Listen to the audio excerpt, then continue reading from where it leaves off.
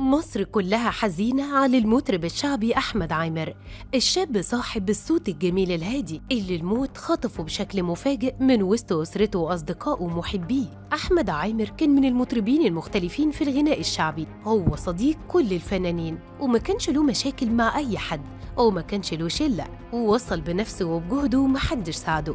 أحمد كان كويس جدا وكان بس بيعاني قبل وفاته بساعات من وجع في البطن وراح المستشفى علق محاليل وكان كويس، لكن فجأة اتبدلت الأحوال وحالته اتدهورت وأصيب بسكتة قلبية ومات.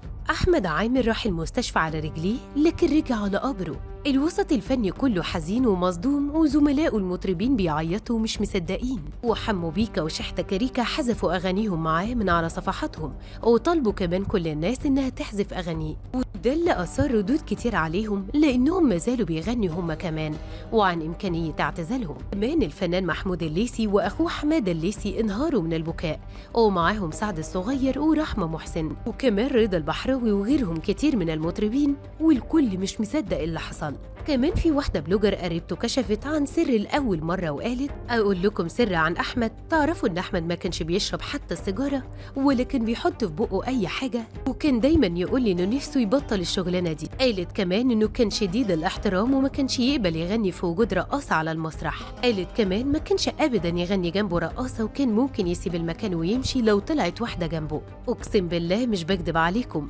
وطبعا كان محترم قوي قوي وما كانش بيكسف حد وكل الناس عنده حبايب قلبه، أي حد عنده يقول لي ده حبيب قلبي.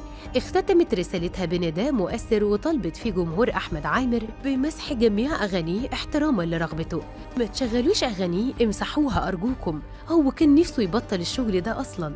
امسحوا أغانيه يا جماعة. جنازته كانت مهيبة وحضرها المئات، لكن اللي حصل فيها ما كانش يخطر على بال حد. الناس كلها اتفاجئت بعد ما الجثمان دخل المسجد عشان يصلوا عليه ويدفنوه ان الطب الشرعي والشرطة حضروا للمسجد وطالبوا الناس كلها بالخروج عشان يكشفوا عليه، وفعلا الناس كلها خرجت من المسجد، وده كان بسبب وجود علامة أثر حقنة في ايده، ولما اتأكدوا انها مكان الكانيولا اللي علق فيها محاليل في المستشفى. وده حصل والناس كلها منهارة بره المسجد لحد ما الطب الشرعي كشف عليه وأكد ان مفيش اي شبهة جنائية، وتم دفنه في مقابر الأسرة وسط حالة حزن كبيرة.